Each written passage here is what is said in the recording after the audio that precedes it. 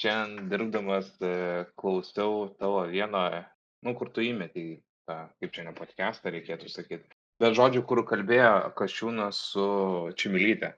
Atsimeni? Aha. Ir tu sakei teiginį, kad reikėjo blemba nebalsuoti Jo, konservatoriam aha. ir liberalam.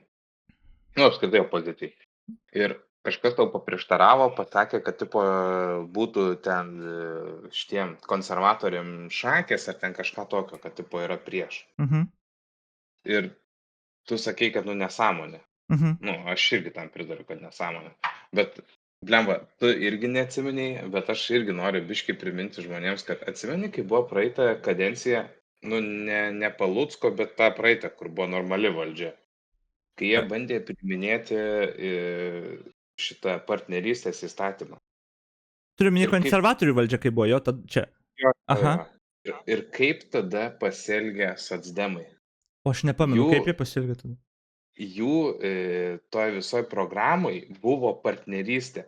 Bet tada Šlykštynė Budbergytė, neatsimenu, ar Budbergytė, ar Blinkevičiūtė, kai jiems sakė, kad pas jūs yra programų išėjo, šaltų snukių pasakė, kad čia yra konservatorių valdžia ir jie šitus turi įstatymus priimti savo daugumą. Oh my fucking god, aš šito visiškai neprisiminiau. Jo, bet šitą Šlykštynė pasakė. Aš kažkaip atsiminiau ir niekas nepasakė, tai aš dabar tik noriu visiems priminti. Nes jau jie nebalsavo, aš nežinau, net ar aš mačiau, kaip Indinšėjo ir tą pasakė, bet čia šitą citatą, jo, mano argumentas galėjo laisvai tą daryti. Aš irgi manau, kad konservatoriam ten visiems nereikėjo balsuoti, šitiem locham reikėjo duoti susimautų. Godams. Dėkui, jo, damn. Tai va, tai vis tiek norėjau. Yes. Iki. Aš visai buvau pamiršęs, jo.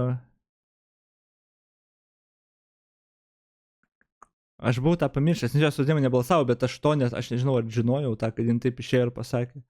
Bet kaip bebūtų, jo, aš tą mąsčiau, kad tipo... greičiausiai tiesiog būtų priimta. Tiesiog, jeigu konservatoriai būtų pasakė, mes nebalsuosim už šitą, tiesiog...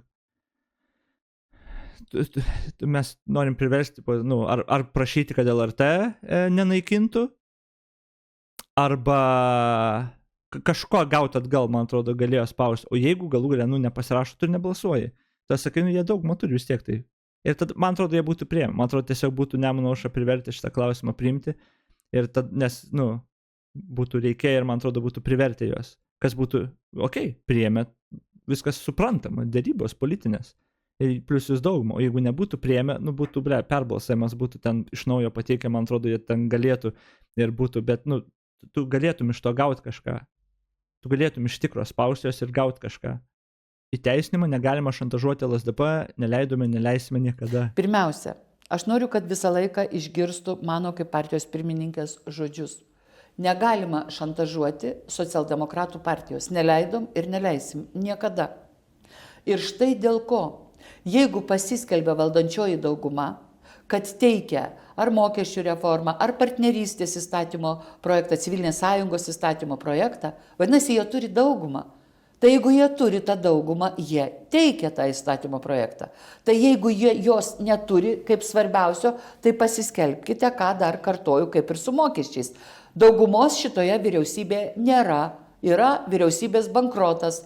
Taškas. Kas laiko šią daugumą iki šiol, tai matyt ministrų kėdės ir komiteto pirmininkų kėdės, ar dar kiti aukšti postai Seime, ar dar kažkur. O šiaip jinai girgžda per visą siūlę šitoje vyriausybė. Kitaip sakant, įsipareigojimų įvykdyti negali. Geriausios Skanų liūtų reklamos. Literaliai paėmė žodį ant karto ir viskas.